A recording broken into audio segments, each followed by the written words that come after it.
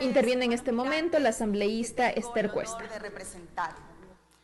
Esta ley que debatimos hoy y que espero podamos aprobar de manera unánime representa un paso importante en la lucha global contra la impunidad y contribuye al desarrollo de normas internacionales para que nunca más se cometan crímenes contra la humanidad como el genocidio, la tortura, la desaparición forzada y la agresión contra pueblos enteros.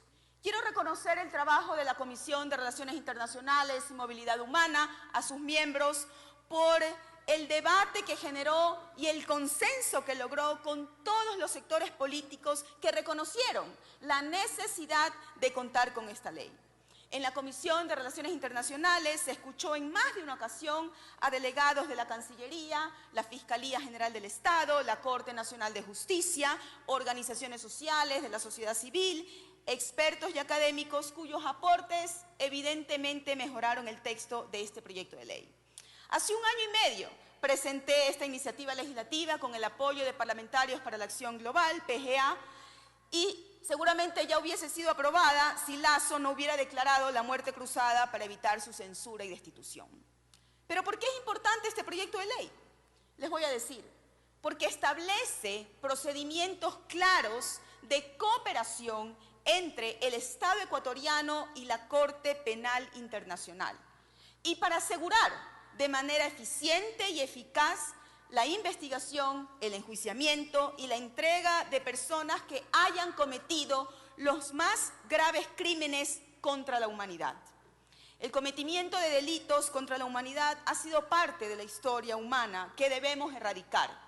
Y la lucha contra la impunidad surge entonces como una causa también histórica del ser humano, sobre todo cuando se trata de derechos humanos. Pero esto ha sido un largo proceso de la comunidad internacional. Ya desde 1872, el presidente del Comité Internacional de la Cruz Roja propuso la creación de una corte permanente que juzgue las violaciones a la Convención de Ginebra de 1864, que regulaba la guerra, en un momento en que Europa se encontraba en medio de confrontaciones bélicas constantes. Después de lo que conocemos como la Primera Guerra Mundial, se instauró por primera vez un tribunal internacional que procesó y sancionó al Kaiser y a los criminales de guerra alemanes. Con el fin de lo que conocemos como la Segunda Guerra Mundial y debido a las atrocidades cometidas, se crearon los tribunales que conocemos de Nuremberg y Tokio. Y ya en 1948, la Asamblea General de la ONU delegó a la Comisión de Derecho Internacional estudiar la conveniencia de crear un órgano judicial internacional permanente. Esa es la importancia. Y en 1953, esta comisión presentó a la Asamblea General el proyecto de Tribunal Penal Internacional. En 1990, los conflictos de Bosnia, Herzegovina, Croacia y Ruanda llevaron a que el Consejo de Seguridad de la ONU estableciera dos tribunales ad hoc, el Tribunal de la ex Yugoslavia y el Tribunal de Ruanda. Y luego de varias reuniones de los Estados miembros de la ONU, en julio de 1998 se aprobó el Estatuto de la Corte Penal Internacional en la Conferencia de Plenipotenciarios reunidos en Roma.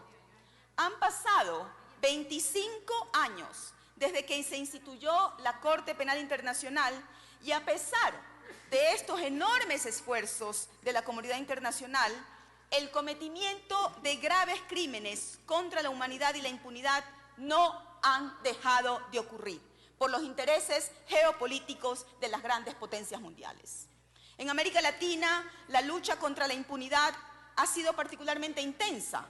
En muchos países de la región, las dictaduras militares y otros regímenes autoritarios cometieron graves violaciones de los derechos humanos, como la desaparición forzada de personas, la tortura y el asesinato de opositores políticos y otros grupos vulnerables durante décadas. Las víctimas y sus familias han luchado por la verdad, por la justicia, la reparación integral y la reconciliación social para reconstruir el tejido social y rehacer sus proyectos de vida.